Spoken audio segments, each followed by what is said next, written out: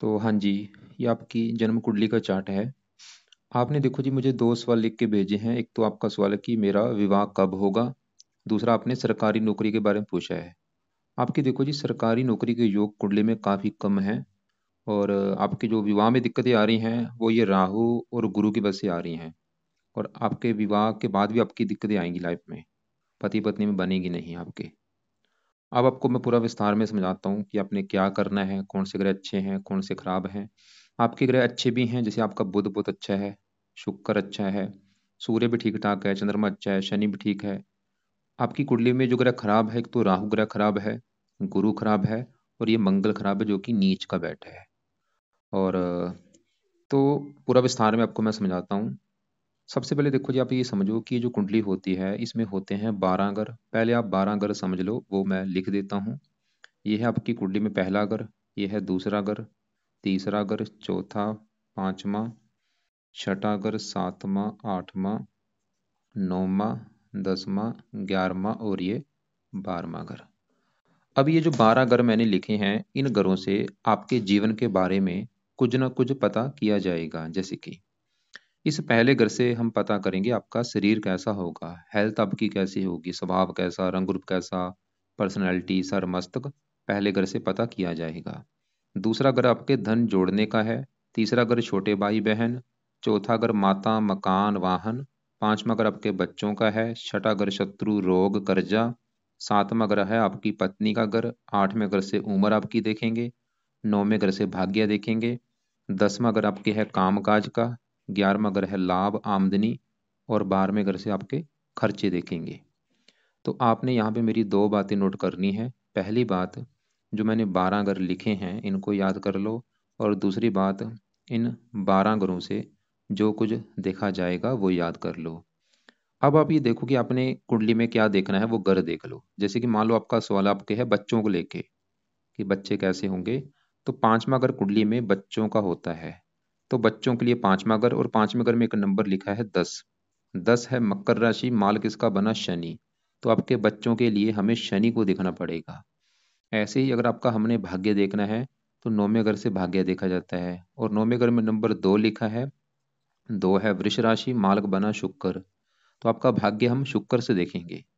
तो आपको देखो जी मेरा कहने का मतलब समझ आ चुका है कि जो भी कुछ देखना है वो घर देखना है और घर का मालिक देखा जाता है।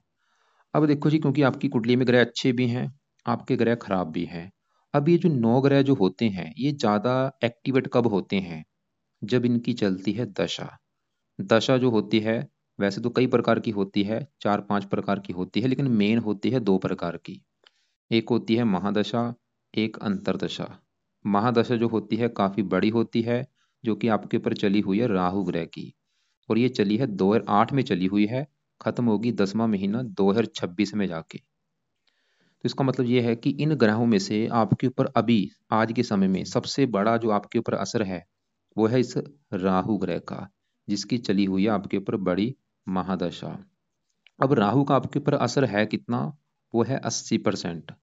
मतलब आपकी 100 में से जो 80% लाइफ है, वो 80% आपके जीवन में जो कुछ हो रहा है राहु की वजह से हो रहा है।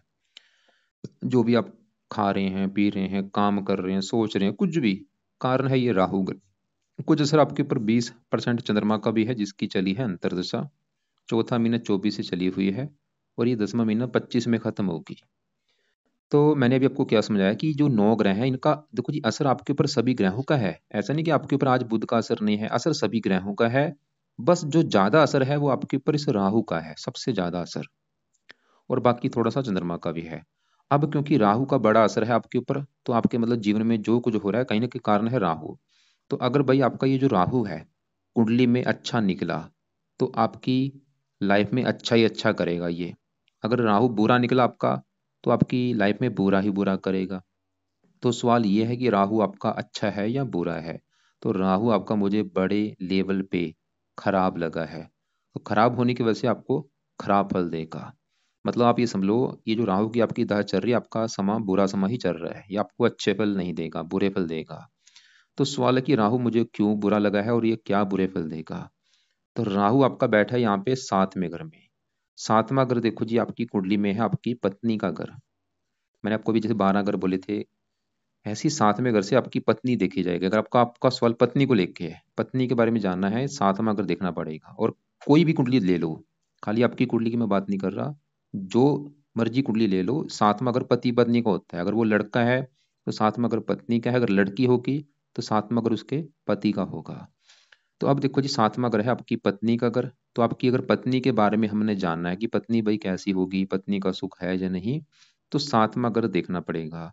और आपको मैंने अभी बोला था कि घर का मालक देखना है। तो 7वें घर में देखो क्या लिखा रखा है, 12 लिखा है। 12 क्या है, मीन राशि। इसका जो मालक है वो है गुरु। तो आपकी पत्नी का सुख देखने के लिए 7वें घर के मालक गुरु ग्रह को देखना पड़ेगा कि गुरु कहाँ बैठा है, अच्छा है या बुरा है। और गुरु के अलावा 7वें घर में आके राहु बैठा है, राहु को भी देखने पड़ेंगे। तो आपके कम से कम 2 ग्रह देख के डिसाइड होगा आपके 7वें घर के बारे में, मतलब आपकी पत्नी के बारे में। गुरु और राहु, पहले मैं गुरु राहु की बात करूंगा। तो राहु आपका बैठा है, राहु आके बैठा है 7वें घर में, पत्नी घर में। और 7वां घर किसका है, गुरु का घर है। और राहु जो है गुरु को अपना मानता है दुश्मन। यहाँ पे एक मेरी बात और नोट कर लो, ये ग्रह अच्छे बुरे फल क्यों देते हैं। अगर ये अपने घर में बैठे हैं, इनका अपना घर होता है, बहुत अच्छे फल देते हैं। जैसे आपका बुध अपने घर में बैठा है, अगर दोस्त के घर में बैठे हैं वहां पे भी अच्छे फल देते हैं। अगर उच्च का बैठे हैं वहां पे भी अच्छे फल देते हैं। लेकिन अगर ये ग्रह दुश्मन के घर में चले जाएं, जो इनका दुश्मन है, तो अच्छे फल नहीं देते। और नीच के बैठे हैं वहां तो बड़े लेवल पे खराब फल देते हैं। जैसे आपका मंगल नीच का बैठा है, ये बहुत ज्यादा खराब है। अब राहु खराब होने का कारण है कि वो 7वें घर में गुरु के घर में बैठा है, गुरु को मानता है दुश्मन। इसकी वजह से राहु 7वें घर का नुकसान कर देगा, 7वें घर की हानि कर देगा, 7वें घर का सत्यानाश कर देगा। अब राहु आपको बुरे फल क्या देगा, सवाल ये है। तो 7वां घर किसका है, पत्नी का। तो ये राहु भाई आपको पत्नी को लेकर दिक्कतें पैदा करेगा। आपको विवाह संबंधी दिक्कतें आएंगी इस राहु की वजह से। और एक बात मैं और बता दूं, खाली मैं आपकी कुंडली की बात नहीं कर रहा, मैंने ऐसी हजारों कुंडलियां देखी हैं। जब भी ये राहु 7वें घर में होता है, ऐसे लोगों को विवाह का सुख नहीं मिलता। हजारों कुंडलियां देख चुका हूँ। राहु 7वें घर में, आप भी चाहिए फार्मूला नोट कर लो कि राहु अगर किसी का 7वें घर में होगा, उस बंदे को विवाह का सुख नहीं मिलेगा। विवाह का सुख ना मिलने का मतलब ये है कि राहु जब 7वें घर में होता है, ऐसे लोगों का या तो विवाह होता नहीं, या विवाह अगर हो भी गया तो तलाक हो जाता है। या ऐसे लोगों का पति पत्नी में हरजाना लड़ाई झगड़े होते हैं, या पति पत्नी का बीमार होना, या कोई और भी दिक्कतें आती हैं। खासकर जो मैंने ज्यादा केस देखे हैं, जब राहु 7वें घर में होता है, ये तलाक जरूर कराता है। पहले विवाह में सुख नहीं मिलता, दूसरे विवाह में सुख मिलता है। तो अब ये जो चीजें मैंने बोली हैं, ये इनमें से आपके साथ भी कोई चीज होगी। एक तो आपके विवाह में देरी होना, विवाह हो भी गया तो पत्नी से लड़ाई झगड़े होना या तलाक आपका हो जाना। वैसे डिवोर्स के योग भी मुझे काफी दिख रहे हैं आपके। या और आपकी पति पत्नी से प्रेम ना मिलना। लेकिन यहाँ पे राहु क्या करता है, कई बार एक शर्त पूरी करता है। मान लो आप अभी, जैसे आपका विवाह देरी से हो रहा है, आपकी उम्र जैसे 36-37 साल हो चुकी है। तो अगर ये शर्त आपकी इसने पूरी कर दी, विवाह आपका मतलब देरी से हो रहा है, तो हो सकता है आपका आगे जाके तलाक ना हो। लेकिन फिर भी ये राहु जो है, आपको राहु के उपाय करने बहुत जरूरी है। मतलब अगर आपका सवाल मुझे ये है कि भाई मेरा विवाह कब होगा, विवाह कैसा है, तो भाई आपका जो राहु है ये आपके विवाह में दिक्कतें पैदा कर रहा है। चाहे विवाह नहीं हो रहा, या विवाह ये हो भी गया, आगे भी दिक्कतें आपको आएंगी, वो कारण राहु होगा। इसके अलावा 7वां घर जो है, ये डेली की इनकम का भी घर होता है। जो आपकी रोजाना की इनकम है, वो अगर देखनी है, तो राहु उसको भी लेकर दिक्कतें पैदा करेगा। डेली की इनकम को लेकर दिक्कतें लगी रहेंगी। 7वां घर होता है साझेदारी के कामों का घर। अगर आप पार्टनरशिप में काम करेंगे, फायदा नहीं होगा। इसके अलावा और भी दिखते हैं, कई बार ये गुप्त रोग भी देता है, या आपकी पत्नी को या आपको कोई छोटा मोटा गुप्त अंगों से रिलेटेड गुप्त रोग दे सकता है। काफी चीजें हैं। इसकी दृष्टियां भी हैं। 5वीं दृष्टि पड़ेगी 11वें घर के ऊपर, यहाँ पे शत्रु राशि है। इनकम को लेकर दिक्कतें, कामों में लाभ नहीं होगा, प्रॉफिट नहीं होगा, इच्छाएं पूरी नहीं होने देगा, लगन को देखेगा, आपकी हेल्थ खराब। 9वीं दृष्टि पड़ेगी तीसरे घर के ऊपर, यहाँ पे है नीच राशि, फजूल की भाग दौड़। मतलब ये जो राहु है, खाली ये नहीं कि आपको पत्नी संबंधी दिक्कतें पैदा करेगा, भाई इसकी जो दशा चल रही है, ये लाइफ में आपको हजारों दिक्कतें, रुकावटें, परेशानियां, चिंता, भाग दौड़, हेल्थ खराब होना, स्ट्रगल कराना, मेहनत का फल नहीं मिलना। काम आपके, काम में सबसे बड़ी दिक्कत, आपके कामों में रुकावटें बहुत सारी आएंगी इसकी वजह से। मतलब आपका कोई भी जो काम है वो आसानी से नहीं बनेगा इस राहु की वजह से। जैसे कि मान लो आप एटीएम जाते हैं पैसे निकालने के लिए। आप गए एटीएम पैसे निकालने के लिए, लेकिन आपको 4-5 एटीएम घूमने पड़ेंगे पैसे निकालने के लिए, इस राहु की वजह से। मतलब आपका काम आसानी से बनेगा नहीं। मैं खाली एटीएम की बात नहीं कर रहा, वैसे समझा रहा हूँ। मतलब जीवन का आपका जो भी काम है, मान लो आप क्या कर रहे हैं, सरकारी नौकरी के पीछे भाग रहे हैं कि मुझे सरकारी नौकरी लग जाए, खपना पड़ेगा, खपाएंगे आपको ये राहु। जीवन का कोई भी काम आपका आसानी से बनेगा नहीं। ये नहीं आप आज गए हैं आपका तुरंत काम बन गया, नहीं बनेगा इस राहु की वजह से। तो कुल मिला के कहने का मतलब ये है कि भाई ये राहु का सही होना आपके लिए बहुत जरूरी। राहु सही होगा तभी पत्नी का सुख आज मिलेगा, तभी आपकी डेली की इनकम अच्छी होगी, तभी आपको हजारों फायदे होंगे।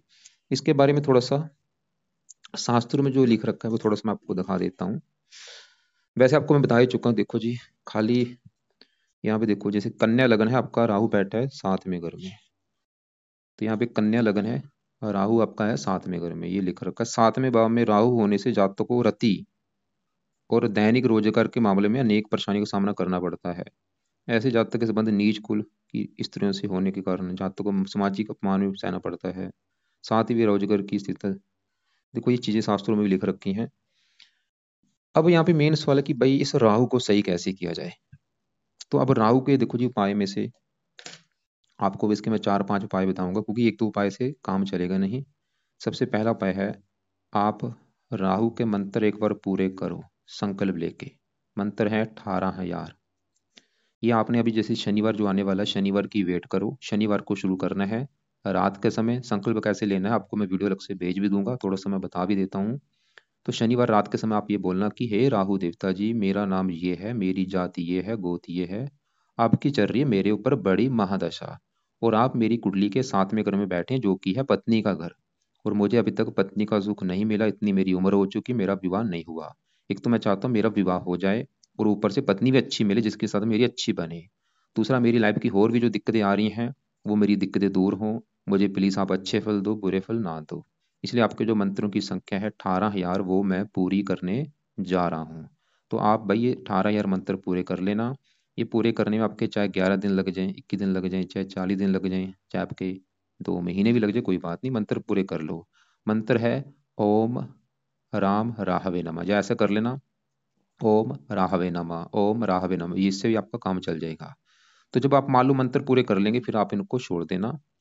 और फिर दूसरा जो उपाय है ये है राहु कवच का पाठ। और ये पाठ है, इसको पढ़ा जाता है, इसको जहाँ तो पढ़ा करो अगर पढ़ना आता है, या इसकी ऑडियो लगा के सुना करो। और इस पाठ को आपने कम से कम 2-3 बार पढ़ना है या सुनना है रोजाना, शाम के समय या रात के समय। तीसरा है राहु स्रोत का पाठ। यहाँ पे देखो जी 2 पाठ है, एक तो है राहु कवच, एक है स्रोत, दोनों पाठ पढ़ने हैं या इनको सुनना है 2-2 3-3 बार। चौथा उपाय है जो कि सबसे बेस्ट, वो है राहु की जो वस्तुएं हैं उनका दान करो। दान इसकी जो पावर 11 है इसको -0 कर देगा, शांत कर देगा। और ये दान क्या होता है आपको मैं वीडियो अलग से भेज दूंगा, उसको आप देख लेना। पांचवा उपाय है, राहु क्या है कि दानव ग्रह है, पापी ग्रह है। इसको सही करने के लिए आपको कुछ देवी देवताओं का पाठ पूजा करना पड़ेगा। एक तो है शिव जी, क्योंकि राहु शिव जी का भक्त है। एक है दुर्गा जी और हनुमान जी। इन तीनों के राहु कंट्रोल में आता है। तो शिव जी के लिए क्या करो, रोजाना शिव जी का मंत्र जाना शुरू कर दो, और वहां पे जाके शिव जी का जो मंत्र है ओम नमः शिवाय वो किया करो आप। और दुर्गा चालीसा पाठ है वो रोजाना पढ़ना है या सुनना है। और हनुमान जी के भी हो सके मंत्र जाओ, और हनुमान जी का जो पाठ है, हनुमान जी के देखो जी कई पाठ हैं, जैसे संकट मोचन हो गया, बजरंग बाण हो गए, पाठ पढ़ा करो सुबह शाम। और नीले कपड़े पहनने बंद कर दो।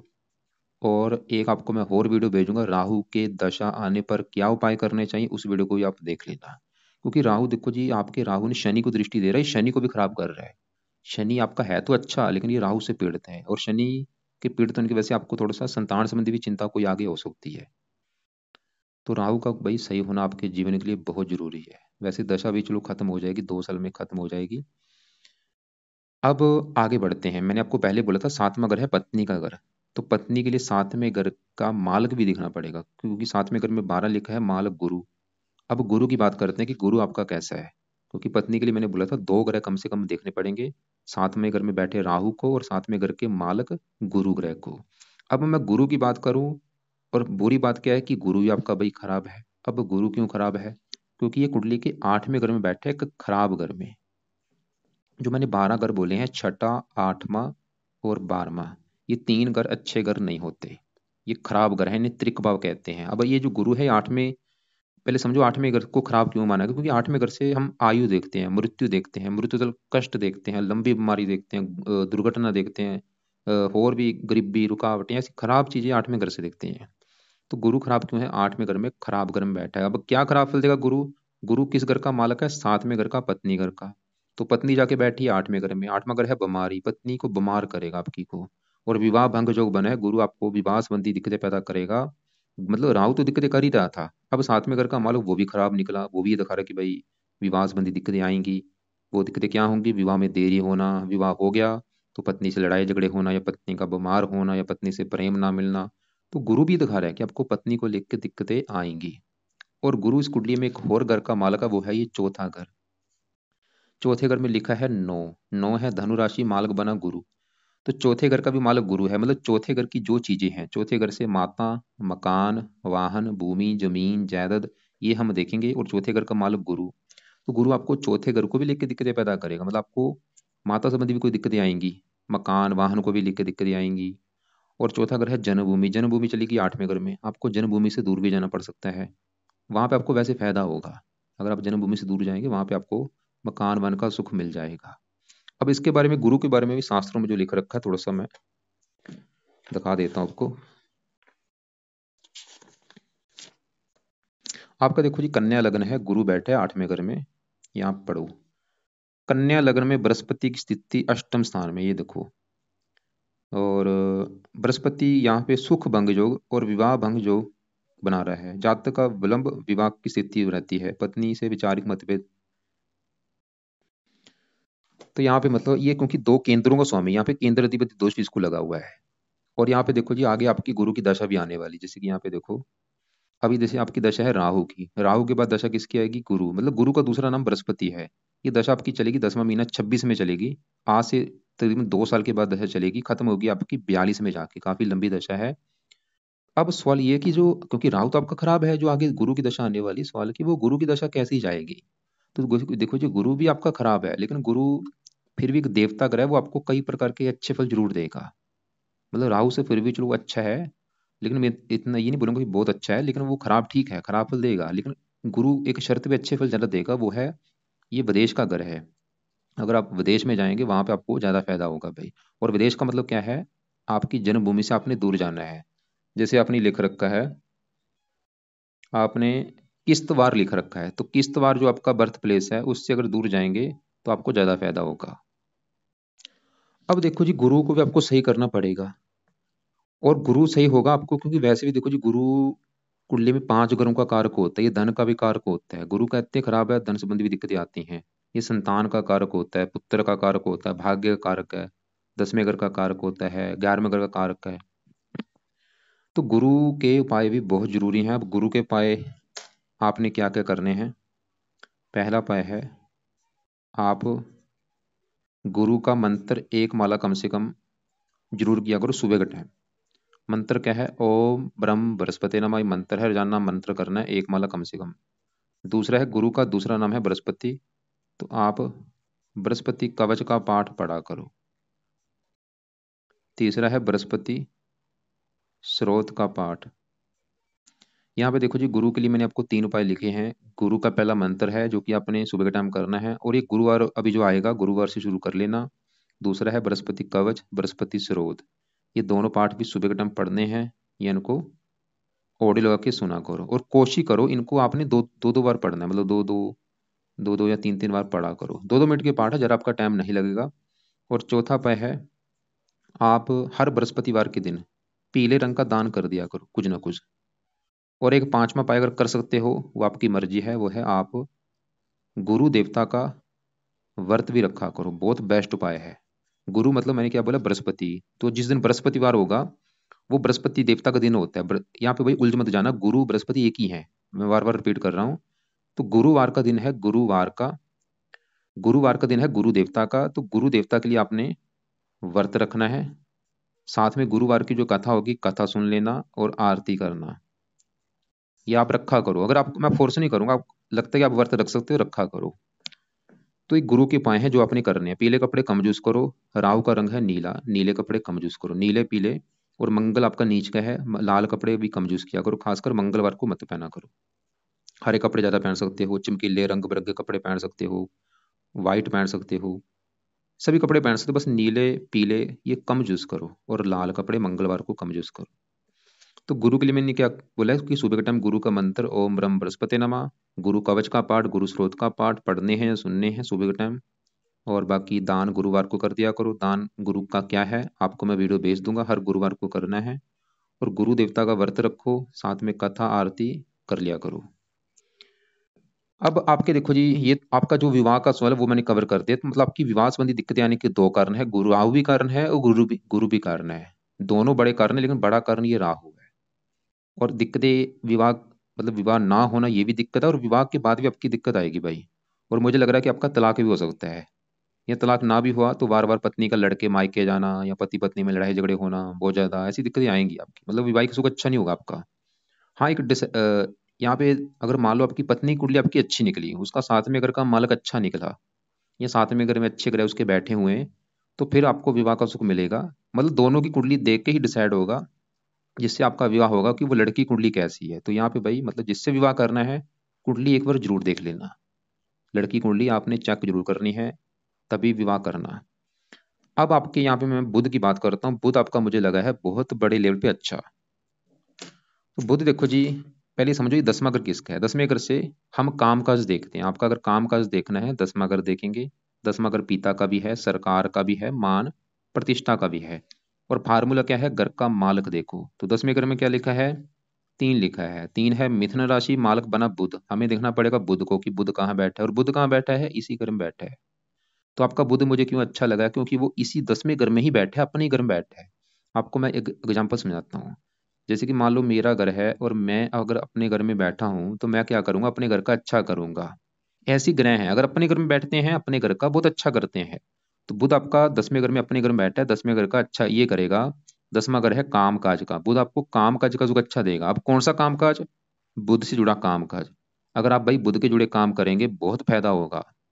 इसके वैसे काम आपको मैं भेज भी दूंगा। इसके काम में आता है जैसे लिखने का कोई काम हो गया, लेखन, प्रकाशन, पत्राचार। पढ़ाने का काम हो गया, टाइपिस्ट, सेल्समैन, हरे रंग से जुड़ा काम हो गया, कंप्यूटर से जुड़ा काम हो गया, वाणी से जुड़ा कोई काम हो गया। ऐसे लोग मैंने देखे सीए होते हैं, बड़े सीए होते हैं। बुध कंप्यूटर जुड़ा है, आप कंप्यूटर जुड़ा कोई भी काम कर सकते हैं। वकालत हो गया, टाइपिस्ट, पढ़ाने का काम हो गया। या बुध बिजनेस कार का बिजनेस भी कर सकते हैं। बुध के जुड़े जो बिजनेस है वो आप कर सकते हैं। और कोशिश करो भाई सरकारी नौकरी के वैसे जॉब आपका मुझे नहीं दिख रहे, वैसे टाइम वेस्ट मत करो, बिजनेस करो। और कोशिश करो बुध के जुड़े बिजनेस करने की। और बुध इस कुंडली में इस पहले घर का भी मालक है, जहाँ पे 6 लिखा है, कन्या राशि मालक बुध। पहला ग्रह है आपका शरीर, सेहत, स्वभाव, रंग रूप, पर्सनैलिटी। बुध आपके वैसे शरीर के लिए अच्छा है, सेहत अच्छी, स्वभाव अच्छा, रंग रूप अच्छा, पर्सनैलिटी अच्छी कर देगा। अब चौथे घर का मालक गुरु तो आपका खराब था, लेकिन बुध फिर भी दृष्टि ला रहा है चौथे घर के ऊपर, ये फिर भी आपको मकान वन का सुख देगा लाइफ में। बाकी आगे बढ़ते हैं। आपके यहाँ पे मंगल, सूर्य, शुक्र की बात करता हूँ। शुक्र भी अच्छा है। शुक्र इस कुंडली में इस घर का मालक है, नौवें घर का, जहाँ से देखा जाएगा आपका भाग्य है।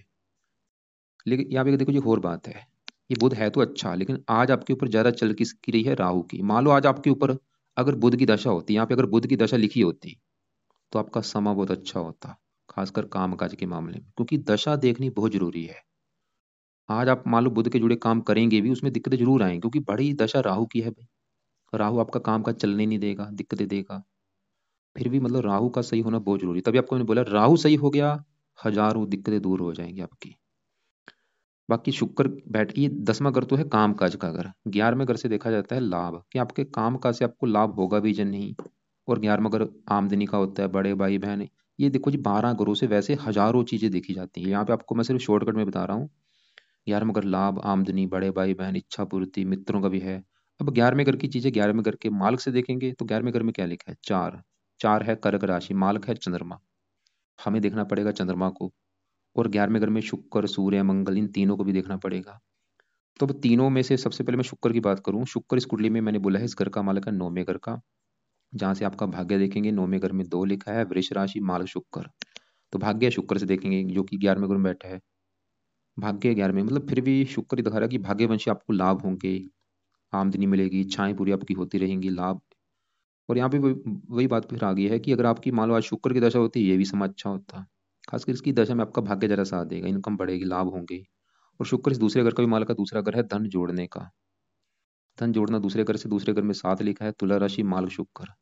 तो धन चला गया 11वें घर में लाभ, आपको शुक्र ये दिखा रहा है कि आपको धनी बनाएगा, धन लाभ देगा। लेकिन यहाँ पे गड़बड़ है, शुक्र आपका अस्त होके बैठा है तो अच्छा, लेकिन अस्त का मतलब वो मृत हो चुका है, डेड हो चुका है, उसके अच्छे फल जो है वो बिल्कुल कम हो चुके हैं। तो इसके अच्छे फल बढ़ाने कैसे वो भी आपको मैं बताता हूँ। लेकिन साथ में सूर्य यहाँ पे चंद्रमा के घर में बैठा है, मित्र राशि, ये फिर भी अच्छा है।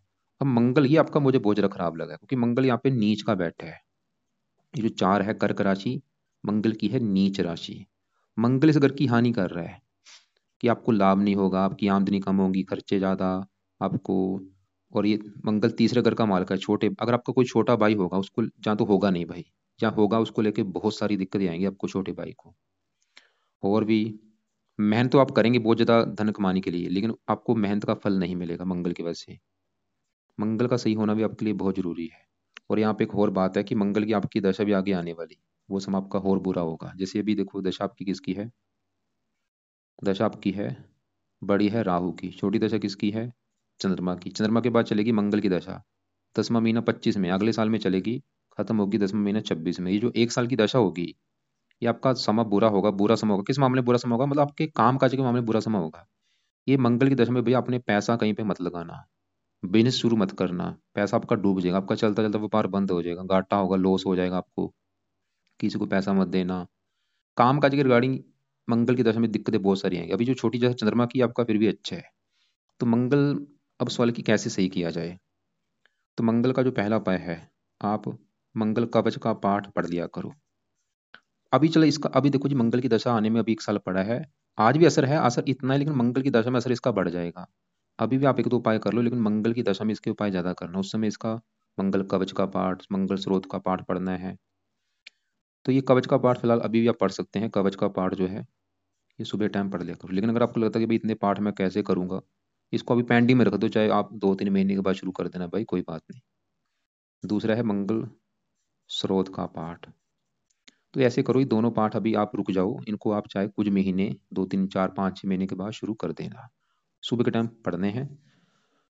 बाकी देखो जी, तीसरे घर में शनि, इस घर का मालिक है 5वां घर संतान का, ये 5वां घर है संतान, पढ़ाई, बुद्धि। 5वें घर में 10 लिखा है, मकर राशि, मालिक शनि, अपने घर को देख रहा है। शनि ये दिखा रहा है कि आपको संतान का सुख मिलेगा, पढ़ा लिखा बुद्धिमान। वैसे 5वें घर के ऊपर मंगल की दृष्टि, मंगल की है उच्च राशि, मंगल भी संतान के लिए अच्छा है, सूर्य भी इस घर का अच्छा कर रहा है, शुक्र भी अच्छा है, शुक्र भाग्यश है, संतान होने का भाग्य होगा, मतलब संतान के रिगार्डिंग कुंडली बहुत अच्छी है। शनि भी अपने घर को देख रहा है, लेकिन शनि थोड़ा सा राहु से पीड़ित है, संतान में थोड़ी सी देरी होना। वैसे संतान होने के बाद आपकी किस्मत भी चमकेगी। और बाकी पहले घर में चंद्रमा, जिसकी दशा भी अभी चल रही है आपकी, चौथा महीना 24 से चली है, अभी पूरा 1 साल की पड़ी है। चंद्रमा भी आपका देखो जी अच्छा है, लेकिन चंद्रमा आपका 0 डिग्री का बैठ है, वो इनकम के लिए बहुत अच्छा है, इनकम देगा, लेकिन बिल्कुल बाल अवस्था में बैठा है, उसमें बल ही नहीं है। तो उसका बल कैसे बढ़ेगा, उसका सबसे बेस्ट उपाय है आप उसका मंत्र आप अगर करेंगे उसका बल बढ़ जाएगा। तो सुबह के टाइम आप इसका मंत्र, ये तो अभी जरूर करो, ये भाई लाजमी है, क्योंकि चंद्रमा की आपकी दशा है। तो इसका मंत्र कम से कम 1-2 माला सुबह के टाइम किया करो। मंत्र है ओम सोम समाय नमः। तो आपकी देखो जी कुंडली में भाई ग्रह खराब भी हैं, ग्रह अच्छे भी हैं, रले मिले ग्रह हैं। मंगल आपका खराब है, नीच का बैठ है, गुरु 8वें घर में वो जाने की वजह से खराब हो चुका है, राहु वो आपका है, बुध अच्छा है, शुक्र ठीक है, सूर्य ठीक है, चंद्रमा ठीक है, शनि भी ठीक है, केतु रले मिले फल देगा। तो कुंडली के हिसाब से जो आपके उपाय हैं देखो जी, एक तो है राहु ग्रह के उपाय जरूरी, क्योंकि उसकी चल रही है दशा, वो तो करने ही करने हैं आपने उपाय। दूसरे नंबर पे आपके लिए उपाय गुरु के जरूरी हैं। और बाकी बुध के उपाय नहीं करने, सूर्य के नहीं करने। और चंद्रमा के भी उपाय जरूरी हैं, क्योंकि उसकी है दशा, चंद्रमा के लिए आपको उसका मैंने मंत्र बोला है। तो यहाँ पे मैं एक बार दोबारा रिपीट करूँ आपको, मैंने क्या क्या उपाय बोले हैं। कुछ उपाय हैं आपके सुबह के टाइम, कुछ हैं आपके रात के समय। और यहाँ पे भाई एक बात नोट कर लो, अगर आप चाहते हैं आपकी लाइफ में चेंज आ जाए, आपकी हजारों दिक्कतें दूर हो जाए, आपको पाठ पूजा करनी पड़ेंगी, और कोई मतलब शॉर्टकट कोई नहीं है, ये पाठ पूजा करनी ही पड़ेंगे। तो पहले सुबह की बात करते हैं। सुबह आपने क्या करना है, जब आप सुबह मालूम उठोगे, सुबह उठ के आप गुरु का मंत्र किया करो, 1-2 माला, चाहे एक माला ही कर लो, करो जरूर। मंत्र है ओम बरम बृहस्पति नमः, और ये गुरुवार से शुरू कर लेना। और सुबह के टाइम ही गुरु कवच का पाठ, मतलब बृहस्पति कवच और बृहस्पति स्रोत। इसके अलावा आपने मंगल कवच का पाठ पढ़ना है। और ये मैंने बोला, आप चाहे इसको रुक जाओ, भी बाद में शुरू कर देना। तो गुरु का भी जो गुरुवार आने वाला है, गुरुवार से शुरू करके रोजाना आपने करने हैं लंबे समय के लिए। और चंद्रमा का जो मंत्र बोला है, ये आप सोमवार से शुरू कर लेना, ये भी आपने सुबह के टाइम करना है। ओम सोम समाय नमः मंत्र है, रोजाना करना है। और चंद्रमा मंत्र आपने कब तक करना है, जब तक चंद्रमा की दशा है, 10वां महीना 25 तक। उसके बाद मंत्र चार छोड़ देना। लेकिन गुरु की आपने लंबे समय के लिए करने, आगे दशा भी बड़ी आने वाली है गुरु की। तो गुरु के चंद्रमा की ये तो हो गया सुबह के टाइम। मंगल के